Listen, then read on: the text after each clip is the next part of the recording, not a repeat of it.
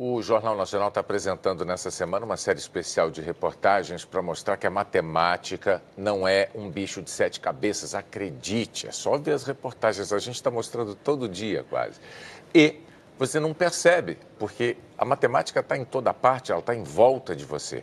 Hoje, por exemplo, a gente vai ver que a natureza é matemática e serve de inspiração tanto para arquiteto quanto para engenheiro. Onde está a matemática? Às vezes a gente acha que ela é tão difícil que vive escondida nos lugares mais improváveis. E de repente, surpresa. Sem saber, você pode estar pisando na matemática todos os dias. Uma saliência no caminho. Para nós ela é barulho e até um risco de tropeçar. Mas para os matemáticos, ela é linda. Uma tampa de bueiro, um círculo, da forma perfeita. Um conjunto de pontos que estão todos à mesma distância de um outro ponto. O círculo está em toda parte. Mas ele não é o único lindão do universo. A matemática nos faz entender a beleza de todas as formas. O encanto das curvas. E a elegância de uma linha reta se equilibrando na paisagem. Será que até num lugar observado, fotografado e filmado por visitantes do mundo inteiro é possível encontrar alguma beleza escondida? O matemático Marcelo Viana diz que sim. No Pão de Açúcar, onde estaria a forma em que ninguém repara? Aqui, no meio do caminho.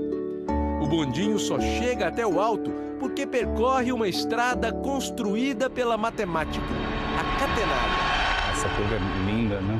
Você veja, é uma curva que é criada pela natureza, porque é a curva que melhor distribui a tensão, o peso do cabo ao longo de toda a extensão. Então, essa lei de tentar minimizar, diminuir ao mínimo a tensão, faz com que ela adquira essa forma. Ou seja, ela é a forma mais segura, então, ela significa uma segurança nesse intervalo. É uma forma que, inclusive, a gente compreende bem matematicamente. A catenária não perde a firmeza nem virada ao contrário. Quem sabe disso muito bem são os arquitetos. E física e matemática explica tudo. Então, quando você tem, por exemplo, a força, né, do cabo do bondinho, se o cabo fosse reto, quebrava. Ele é forte justamente porque ele tem uma curva, né? Essa curva a gente usa ao contrário, nas estruturas metálicas, nos grandes vãos, nas catedrais antigas.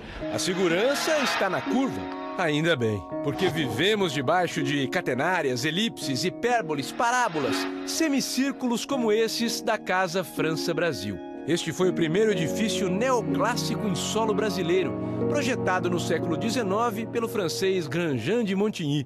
Mas antes mesmo da chegada dos europeus ao Brasil, os índios já sabiam matemática. Se você analisar uma oca indígena, a oca indígena tem a mesma curva, a mesma hipérbole da Catedral de Florença. E é intuitivo porque é a observação da natureza. E a natureza é matemática. A matemática não só explica a beleza, ela fabrica a beleza das formas.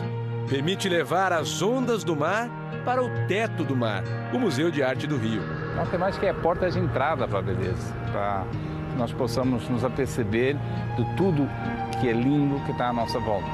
A matemática é a porta e o elevador.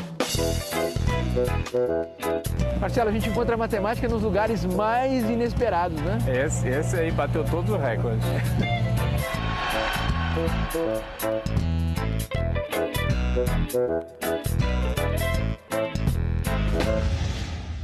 No teto do Museu do Amanhã, as verdades eternas da matemática parecem olhar para o futuro. São formas simples, as retas e os arcos que nós já vimos antes, mas combinados de maneira única, numa sinfonia geométrica. Uma sensação de que tudo isso está nos levando para o infinito, com esse movimento contínuo, movimento de peças que estão paradas. Isso é fantástico, né? A cidade, a natureza, o museu. Diante da força dessas imagens, a imagem que nós temos da matemática vai mudando também. As pessoas acham que matemática é fria, é impessoal, que não tem nada a ver com emoções. Você vai de volta, vê as formas, vê a harmonia, vê toda essa elegância que nos cerca. É possível não ficar emocionado, não? Para entender as obras-primas da arquitetura, podemos começar com obras bem mais simples.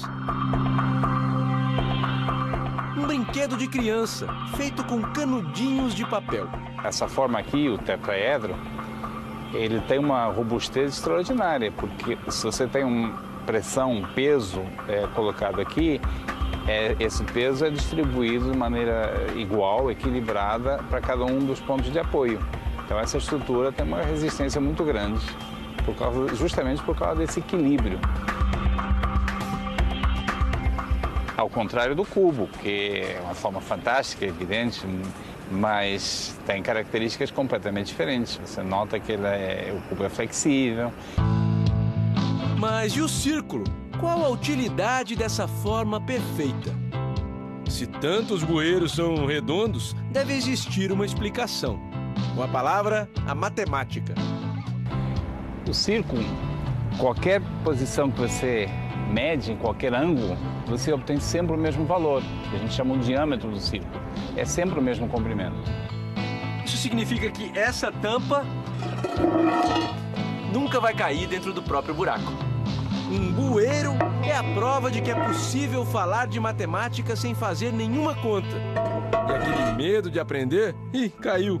Nunca mais vai voltar. Amanhã, a matemática na Mega Sena.